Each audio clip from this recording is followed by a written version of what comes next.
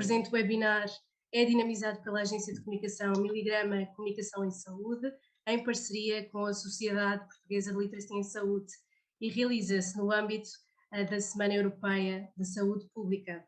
Para discutir o tema Os Jovens e a Literacia em Saúde, que desafios, temos connosco os oradores Patrícia Martins, a enfermeira Patrícia Martins, e o Dr. Diogo Franco Santos.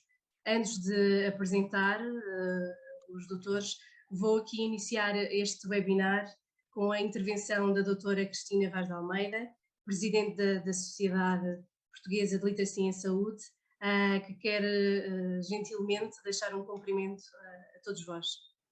Muito bem, muito boa noite a todos. É um prazer ter esta assistência, sobretudo por causa deste momento e deste webinar. Queria também apresentar-vos a enfermeira Patrícia Martins, uma enfermeira com longa experiência na intervenção comunitária, é vice-presidente da Sociedade Portuguesa de Literacia em Saúde, e o Dr. Diogo Franco Santos, que é médico de família e também sócio da Sociedade Portuguesa de Literacia em Saúde. Queremos, de facto, com este investimento na Sociedade Portuguesa de Literacia em Saúde, trazer mais literacia em saúde ao cidadão. E hoje é um dia muito especial, como a doutora Irina disse, que é o início da Semana Europeia da Saúde Pública. E, coincidentemente, hoje é o Dia Nacional do Cientista. E por isso juntamos a investigação, a literacia em saúde e este webinar, e queria que tudo corresse bem e cumprimentar-vos, e então passava à doutora Irina. Muito obrigada. Obrigada, Presidente. A doutora Cristina já fez aqui algumas referências ao nível da carreira. Eu vou dar aqui algumas notas complementares, porque é realmente importante para que a audiência perceba quem são os nossos oradores. A enfermeira Patrícia Martins é vice-presidente da direção da Sociedade Portuguesa de Literacia em Saúde, especialista em enfermagem comunitária na Administração Regional de Saúde de Lisboa e Val do Tejo, a exercer funções na Unidade de Saúde Pública Arnaldo Sampaio, do ACES Arco Ribeirinho.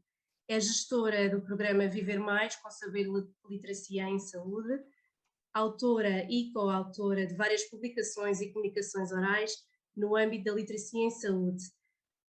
É ainda membro cofundador do Núcleo de Investigação Clínica do Arco Ribeirinho e membro da direção da Associação Portuguesa para a Promoção da Saúde Pública.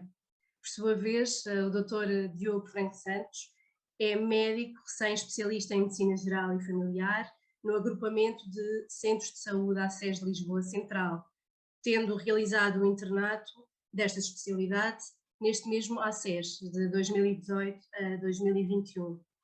É ainda especialista em literacia em saúde, após a frequência da pós-graduação em literacia em saúde na prática, pelo ISPA, Instituto Universitário, em 2021. É também membro da Sociedade Portuguesa de Literacia em Saúde.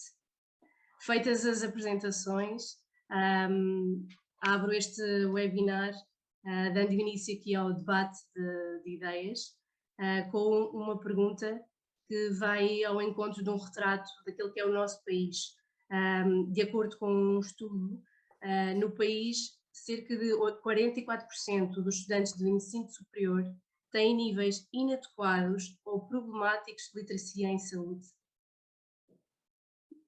Iniciava pela doutora Patrícia Martins, pedindo-lhe a sua intervenção. De que forma é que Portugal pode reverter estes números e cativar os jovens a interessar-se por literacia em saúde? Boa noite a todos.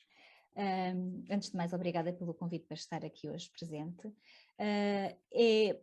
Antes de mais, é importante explicarmos aos jovens que o facto de eles terem competências de literacia em saúde vai-lhes permitir melhorar diretamente a sua qualidade de vida, o seu bem-estar, para além de que vai influenciar não só o deles, mas também das famílias e das comunidades onde eles se inserem. E quando eles percebem isto, eles ficam extremamente interessados em perceber como é que eles podem melhorar o seu dia-a-dia.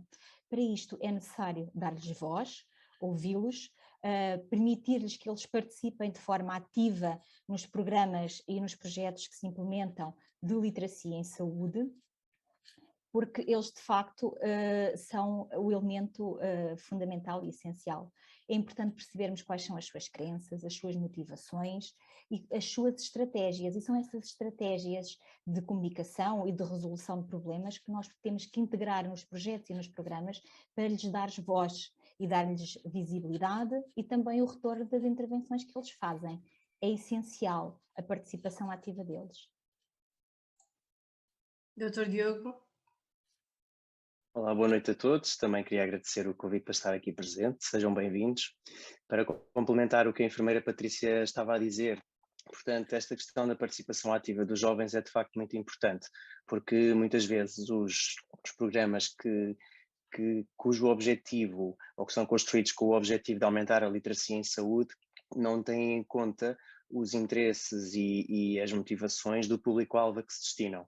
Não é? Portanto, em primeiro lugar, devem ser auscultados, reforço o que a enfermeira Patrícia disse, e esta vai ser uma constante que vamos referir muitas vezes ao longo deste webinar, provavelmente, tendo em conta as particularidades das novas gerações, mas temos também a questão de como chegar até eles, ou seja, o digital, sobretudo, impõe-se aqui como o meio preponderante e o que tem maior alcance e aquele a que todos têm um acesso quase universal, seja pelas redes sociais, seja pelas plataformas de consumo partilhado.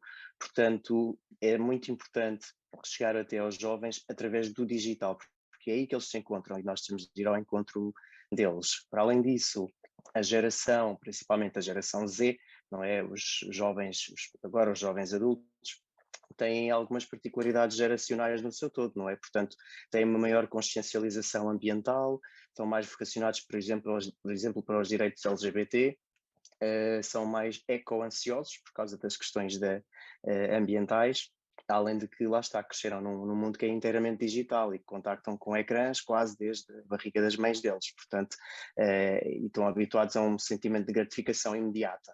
Portanto, a informação tem de ser de rápido acesso, curta e disseminada. Não é? Depois temos também de pensar naqueles jovens que não estão nem a estudar nem a trabalhar, por exemplo, que podem ser aqui um entrave à literacia em saúde, perceber como é que se pode chegar até eles e cativá-los, perceber as suas motivações, o que é que poderá ser feito para impedir que novos jovens caiam nessa categoria, vai muito por aqui, não é? E também pela questão de dar-lhes visibilidade, mas também retorno, não é? Discutir com eles as ideias e comentar, dar retorno relativamente às propostas e às ideias que eles vão expondo também. Por onde é que devemos começar? Sendo que é óbvio que há já um caminho construído, nomeadamente pela sociedade, mas por onde é que devemos de começar? No fundo, quais os principais desafios que identificam de uma forma mais urgente? Posso começar. Logo acima de tudo tem a ver com a forma como comunicamos com os jovens. Primeiro temos que comunicar com os jovens com uma linguagem que lhes é familiar. Depois também temos que, nós profissionais de saúde, nos capacitarmos. E aqui nós temos logo o primeiro desafio para podermos comunicar através das redes sociais, também permite capacitá-los para que eles possam fazer estas intervenções junto dos seus pares. Esta é uma das primeiras estratégias, é ao nível da comunicação, uma comunicação clara, assertiva, positiva, como a professora Cristina Vaz de Almeida já desenvolveu o seu modelo, adaptado aos jovens, com uma linguagem que os ative. Isto é fundamental. Depois temos que estar nas redes sociais, como disse também o Dr. Diogo Santos, e nos canais de comunicação que eles utilizam, para estarmos no mesmo pé de igualdade. Depois temos que perceber se em termos de os programas que estão a ser implementados, e já há muito bons programas que foram implementados e desenvolvidos no nosso território, se eles estão implementados de forma, se há uma equidade, se não existem territórios onde os níveis de literacia que foram identificados no estudo que referiu não são os locais onde existe uma maior necessidade de intervenção. Aqui a Sociedade Portuguesa de Literacia em Saúde tem um papel importante também na disseminação de boas práticas, e é importante que os projetos, as intervenções que são feitas sejam avaliados e sejam partilhados, e esta comunicação é muito importante. E como dissemos inicialmente, trazer os jovens para os projetos, desde a parte do planeamento, da implementação e da avaliação, dar-lhes visibilidade, dar-lhes o retorno das intervenções. Eles são a peça fundamental. Sem eles nós não conseguimos comunicar para eles. E é muito importante os profissionais de saúde perceberem que quando fazem uma auscultação aos jovens, não é só para validar os programas ou os projetos que vão desenvolver, mas têm que ter a consciência que têm que integrar nesses programas e nesses projetos as suas estratégias e que eles têm que ser uma parte ativa de todo o processo. E é a forma mais fácil de conseguirmos resultados o mais rápido e de forma mais cirúrgica, porque eles conseguem, se tivermos jovens com competências de literacia em saúde, rapidamente conseguimos reduzir a carga de doença, especialmente doenças crónicas não transmissíveis que existe na nossa sociedade, na nossa população, e também aumentar os níveis de bem-estar e de qualidade de vida. Portanto, no fundo, pegando aqui no que a enfermeira Patrícia acabou de explicar, acaba por ser muito importante replicarem-se as boas práticas, não é? Portanto, havendo o conhecimento de programas de literacia em saúde que também estejam já implementados ou a implementar, depois avaliá-los e perceber o que é que funcionou, o que é que poderia ter sido melhor, estratégias de melhoria, e puxando aqui também um pouco a brasa à nossa sardinha enquanto profissionais de saúde, no fundo, que às vezes a trilhar este caminho também temos o obstáculo da própria consulta em si. Por exemplo, em que o profissional de saúde, se calhar agora colocando numa consulta, imaginando um adolescente, faz uma primeira pergunta que se pressupõe ser aberta, não é? Para que a pessoa possa explanar tudo o que traz ali ao gabinete, mas muitas vezes, e há estudos neste sentido, sabe-se que o profissional de saúde interrompe precocemente o utente ainda antes da resposta ter acabado de ser dada, não é?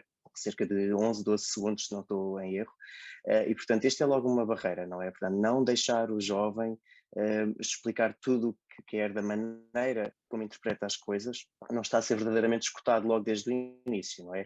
Portanto, aí temos logo aqui um ponto neste caminho a trilhar que é muito importante ser contornado.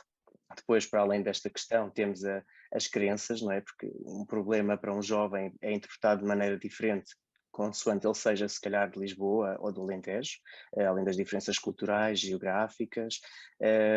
É preciso também incutir a noção da prevenção da doença, porque muitas vezes há a associação de que o médico é para a doença e não necessariamente para a promoção da saúde e para prevenir a doença numa fase mais tardia. Falando novamente, lá está, os meios digitais, o caminho a trilhar pode ser feito, por exemplo, através de uma teleconsulta. Lá está, ainda para mais com a pandemia, isto ficou um uso muito mais disseminado, muito mais corriqueiro e é mais confortável para os jovens, não é? Estarem através do seu tablet, do seu iPad, do WhatsApp, a comunicar com os profissionais de saúde, também quebra aqui a barreira desta relação entre o profissional e o utente, além da importância, obviamente, de disponibilizar um contacto sempre por e-mail para esclarecer dúvidas que possam não ter sido esclarecidas no espaço da consulta, que nem sempre é suficiente para este fim. Os jovens são hoje cada vez mais consumidores de informação, com acesso a múltiplas fontes, minuto a minuto, olhando àquilo que acontece em vários países. Eu perguntava exatamente isso, a informação em saúde está disponível através de várias fontes, em Portugal, através da DGS, outras fontes de informação. É de facto imperativo ensinar, não é? E passar esta importância de que há de facto, é necessário procurar a informação correta, não é? Para que a literacia em saúde seja uma ferramenta útil e não errada. Doutora Patrícia. Para isso é preciso darmos aos jovens as competências de literacia em saúde digital. Se me permite, vou partilhar convosco um estudo que estivemos a ver recentemente, que foi feito na Alemanha, no início da pandemia, em que foram entrevistados jovens universitários ao nível da sua literacia digital em saúde. E percebeu-se que 42,3% desses jovens que têm acesso à informação e ao conhecimento, que cresceram com a internet, eles não sabem o que é o mundo sem internet, 42,3% têm dificuldade em avaliar a confiabilidade das informações relacionadas à saúde. 38,9% têm dificuldade em avaliar se as informações escritas têm interesse comercial e 30,4% dos inquiridos referem dificuldade em encontrar informações que procuram. Também este estudo referiu que os rapazes procuram maioritariamente esta informação ao nível da Wikipédia e de outras enciclopédias em linha e do YouTube, e as raparigas ao nível das redes sociais e de outros portais do género. E, portanto, é importante percebermos onde é que os nossos jovens estão a ir buscar esta informação. Se os sites com informação credível são fáceis de navegar, se têm informação disponível e essa informação tem conteúdos adequados para os jovens. Muitas vezes diz-se que a informação é para o jovem, mas muitas vezes tem um conteúdo infantilizado. E, portanto, é importante percebermos quais são estes conteúdos que nós estamos a disponibilizar, porque efetivamente podemos e temos que melhorar as informações de saúde disponíveis ao nível da internet, estar onde os jovens estão, a nível das redes sociais e das suas plataformas que eles mais consomem, como por exemplo os vídeos de curta duração, ao nível de 1 minuto, e nós profissionais de saúde temos que estar junto dos jovens, mas também não são só os profissionais de saúde, profissionais do setor social, da comunicação, das artes, é um trabalho de equipa, é um trabalho de parceria com todos, com o jovem no centro, e só assim nós conseguimos ter um trabalho eficaz e eficiente e com resultados num curto espaço de tempo, que é possível. E, portanto, é este o caminho que nós acreditamos, e esta partilha de boas práticas, a disseminação de boas informações de saúde de fácil interpretação para os jovens, de facto são para partilhar, e se eles souberem quais são os canais e tiverem plataformas onde eles com alguma segurança e credibilidade podem recorrer e podem procurar essa informação, de certeza que contribuímos para as competências de literacia em saúde digital dos jovens e, consequentemente, depois da nossa sociedade. Ora bem, tal e qual, portanto, no fundo, atualmente tudo o que exija mais do que um clique já é uma barreira, quase, não é? Ao acesso à informação por parte dos jovens.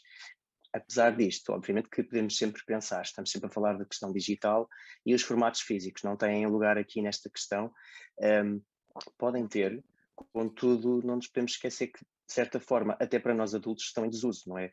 Até dentro de uns anos estima-se que provavelmente os manuais escolares, eles próprios vão deixar de ser em formato físico, portanto, eu acho que, uma vez mais, a aposta deve ser no digital, até porque, se pensarmos, por exemplo, numa biblioteca em que é requisitado um livro, pode estar associado a um pequeno custo, por exemplo, depois temos também a questão financeira, não é?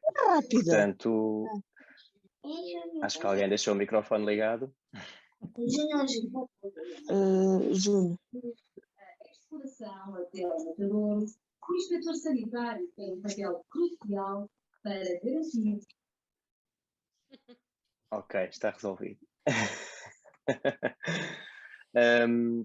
E nesta ótica, eu aproveito para falar já agora também de um trabalho que eu desenvolvi na pós-graduação de Literacia em Saúde na prática no ISPA o ano passado, sobre precisamente como é que os jovens, e neste caso pegámos na geração millennials, que são a geração antecedente àquela que temos estado a falar aqui neste webinar, mas que também partilha algumas características geracionais com esta, em que se eu e o meu grupo tentámos perceber, através consultando jovens millennials de Portugal e do Brasil, que tipo de informação, ou conhecimento que eles tinham sobre hipertensão arterial. Escolhemos a hipertensão logicamente pela grande carga de multimorbilidade a que está associada, e é uma patologia crónica do dia a dia, e então tentámos perceber o que é que os jovens sabiam acerca desta patologia, que tipo de informações pesquisavam acerca da mesma e, principalmente, e este era o grande foco do trabalho, de que forma é que gostariam de receber informação acerca da mesma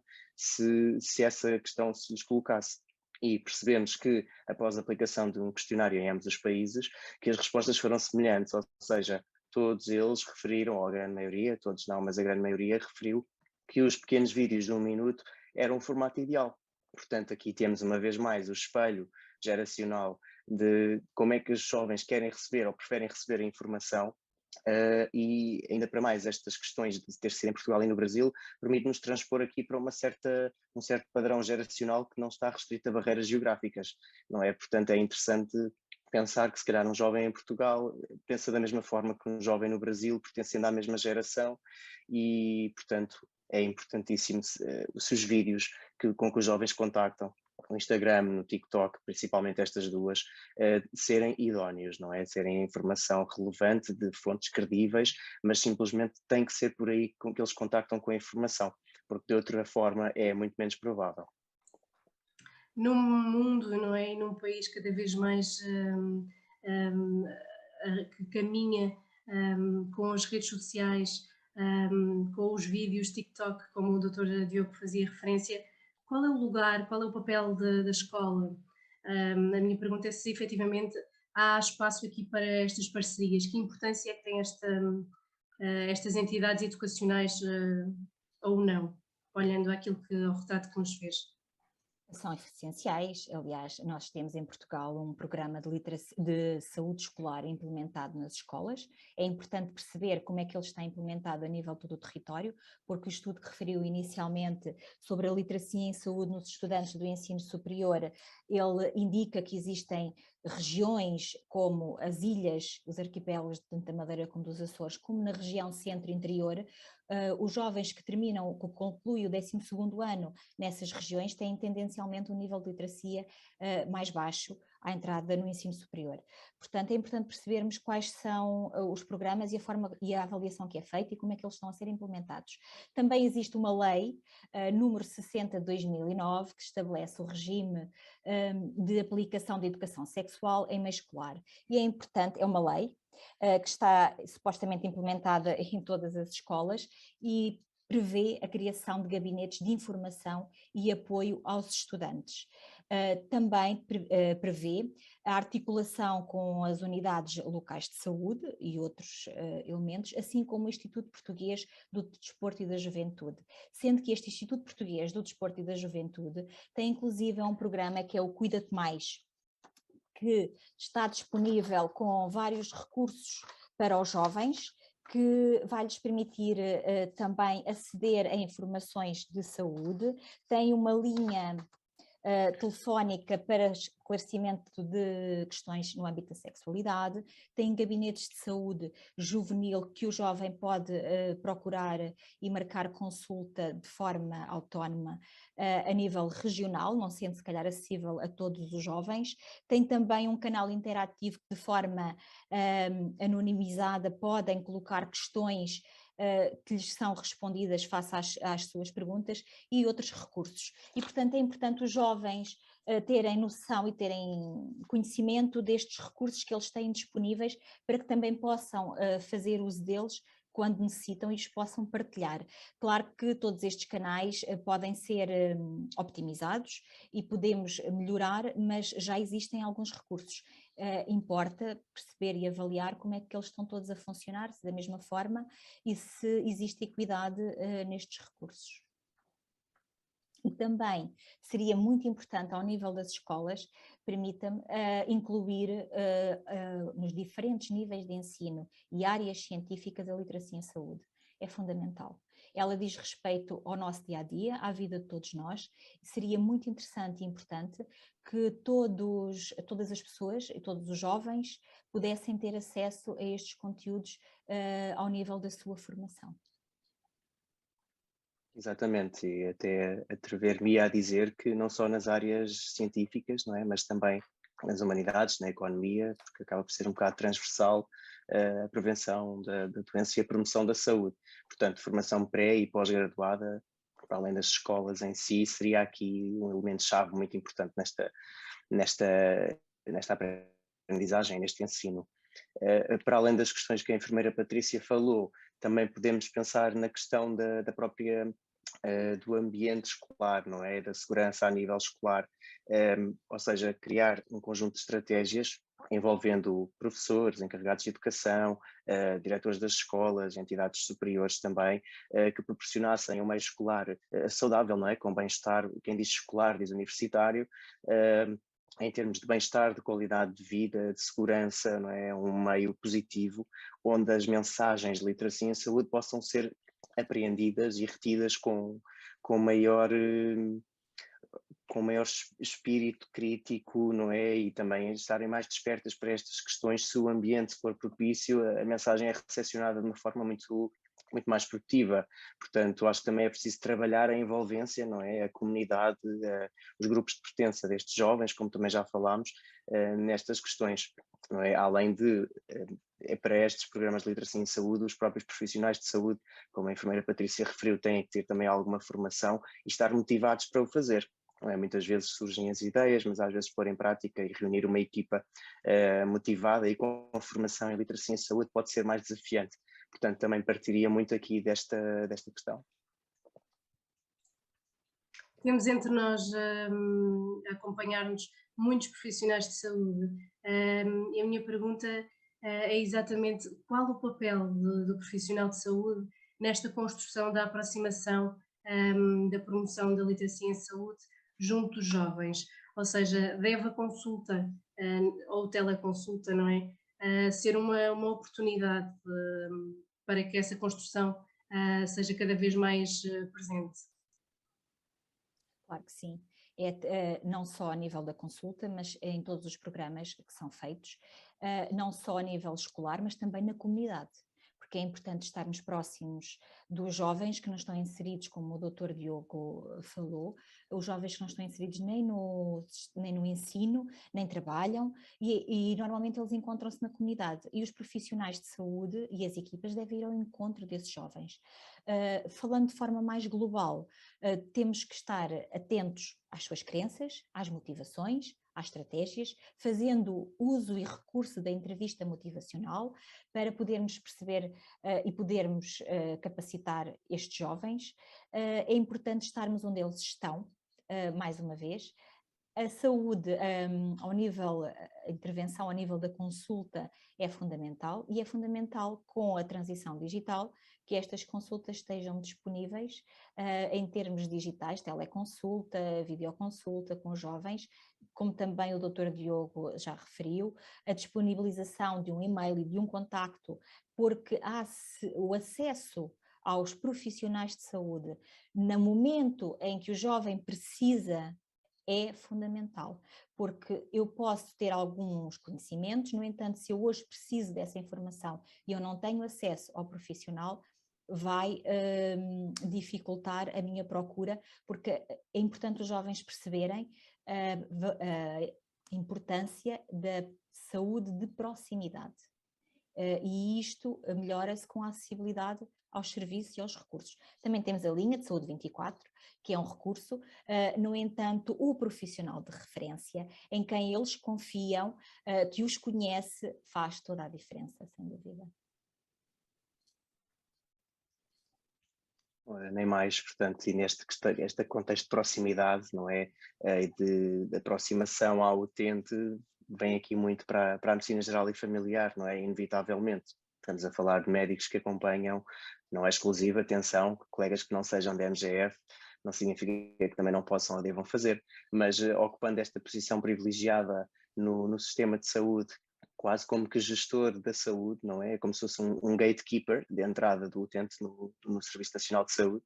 O médico de família ocupa também aqui uma posição privilegiada, pois acompanha não só a mesma pessoa longitudinalmente ao longo das várias fases da sua vida, mas também acompanha a sua família, tem conhecimento da comunidade envolvente, sabe os recursos sociais, culturais,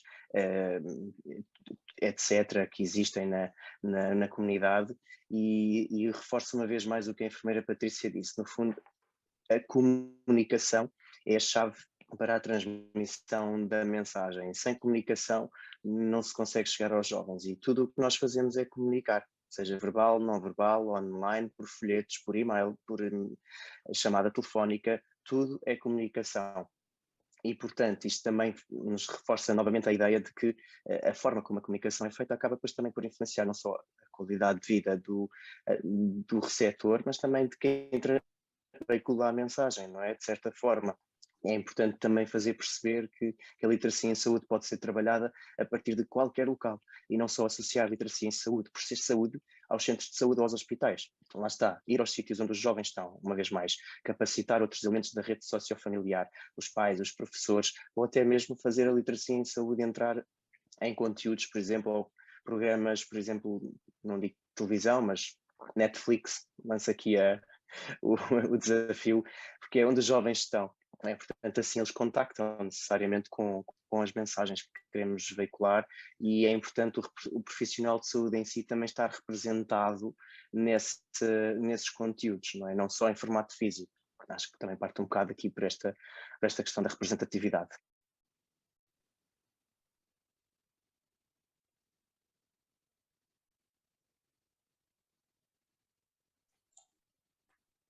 Eu penso que conseguem acompanhar a partida que eu estou a fazer. Assim? Sim, sim. São aqui alguns exemplos de importantes trabalhos desenvolvidos pela Sociedade Portuguesa de Literacia em Saúde. No fundo, ferramentas que marcam aqui já um caminho ativo no terreno, não é? Naquilo que temos estado a falar esta noite, para que esta construção aconteça. Sim, sem dúvida. A Sociedade Portuguesa de Literacia em Saúde, para além dos os sócios que a constituem, terem já desenvolvido bastante trabalho com os jovens no âmbito da literacia em saúde, também temos profissionais de várias áreas profissionais, de várias áreas científicas, que podem colaborar com projetos e programas que outros profissionais possam necessitar de ajuda e também está disponível, e é uma das suas missões, a partilha das boas práticas, de forma a podermos disseminar as boas práticas e levarmos a literacia em saúde para outro patamar. Eu não tenho muito mais a acrescentar, na verdade, não é? Até porque estamos aqui com 2 minutos depois da hora, mas no fundo a SPLS foi criada com este objetivo, é disseminar as boas práticas, promover a literacia em saúde junto das várias faixas etárias. Os jovens são uma preocupação porque são os cuidadores do futuro. Não é? Tanto pela via ascendente como pela via descendente, não é? Vão cuidar dos futuros filhos e provavelmente dos futuros pais, daí também esta aposta no digital e nas camadas mais jovens e obviamente que estamos abertos a novos colaboradores que queiram ajudar-nos aqui a promover a literacia em saúde, estamos abertos a queremos ideias criativas, originais, diferentes e sobretudo adequadas à população a que se destinarem, sejam elas de que faixa etária forem. Portanto, fica aqui a divulgação um bocadinho da SPLS. Esta noite foram aqui discutidas ideias, várias tentativas de partilhar formas diferentes, inovadoras de pensar literacia em saúde, em nome da Agência de Comunicação Miligrama Comunicação em Saúde e também na presença da doutora Presidente Cristina Vaz de Almeida, da Sociedade Portuguesa de Literacia de Saúde. Agradeço o tempo, a participação e o interesse de todos. Muito obrigada, até uma próxima oportunidade. Obrigada.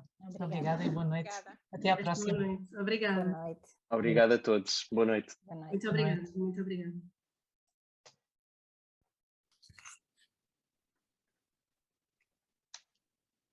Muito bem, muito bem. Sim, senhora. E passou assim a meia hora e correu tudo muito bem. Gostei muito, gostei muito. Bom, doutora, ótimo. É verdade, infelizmente o tempo voa, não é? Voou. E de facto, numa próxima oportunidade, não é? Tentamos aqui conversar. Sim. É bom que seja assim, bocadinhos, blocos de reflexão, porque isto depois tem muita matéria para nós desenvolvermos. Estou a ver que ainda está aqui a doutora Zélia, a doutora Lídia. Não consigo reconhecer o José, porque é uma senhora, mas... Quem é que é? Como é que se chama? Deixa-me ver aqui. Se quiser ligar o micro, força. Quer ligar o seu micro, José? Sim. Olá, Margarida, sou farmacêutica. Muito bem, muito gosto, muito gosto. E comecei agora a seguir-vos e a ver. Foi um bocadinho para vos conhecer também. Muito bem. E Teremos gostei. muito gosto Obrigada. em, se quiser associar, nós avaliaremos. Temos já alguns farmacêuticos, o que é muito interessante. Sim.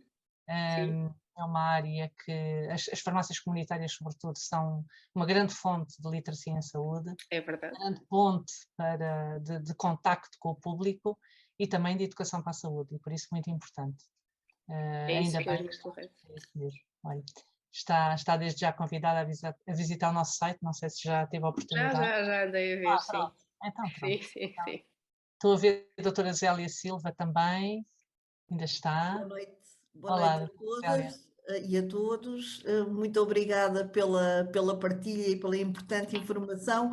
Eu saio um bocadinho fora deste contexto, porque eu não sou doutora, sou engenheira eletrotécnica e trabalho na área da manutenção de um hospital. Eu sou responsável, sou coordenadora da manutenção de um hospital e, portanto, tenho muito interesse em perceber também tudo o que se passa à minha volta num meio que é naquele em que nós nos mexemos para dar apoio a que as coisas corram bem em termos funcionais, mas que não somos profissionais de saúde. E, portanto, tenho muito interesse em perceber como é que tudo isto se pode transmitir também num meio um bocadinho diferente, claro. Não é? Que não é bem paralelo, mas é circundante. Mas nós vivemos de uma forma integrada a saúde, o social, a economia, a política, a cultura, a engenharia. Como tinha dito também a enfermeira Patrícia, que o objetivo é integrar as várias áreas para que depois possamos trabalhar em conjunto, porque a importância da área de engenharia dentro de um hospital permite que, ou pelo menos os saberes da engenharia dentro de um hospital, permite uma organização que a literacia beneficia, não é? Em termos de estrutura, em termos de organização, às vezes mental, em termos de processamento, em termos de procedimentos, e por isso, de facto, ao longo do ciclo de vida, ou seja, desde o nascimento e mesmo antes do nascimento até à morte, e nas várias profissões, tudo tem interesse para a literacia em saúde, porque de facto quando nós queremos que as pessoas acedam melhor, compreendam e usem melhor os serviços, não é? E os recursos de saúde, só pode ser em trabalho em conjunto, em parceria. Aliás, os Objetivos do Desenvolvimento Sustentável falam precisamente disso, não é? Falam precisamente, o objetivo número 17 diz é necessário fazer parcerias multiprofissionais e multidisciplinares. E por isso, doutora Zélia, está também já convidada, se quiser.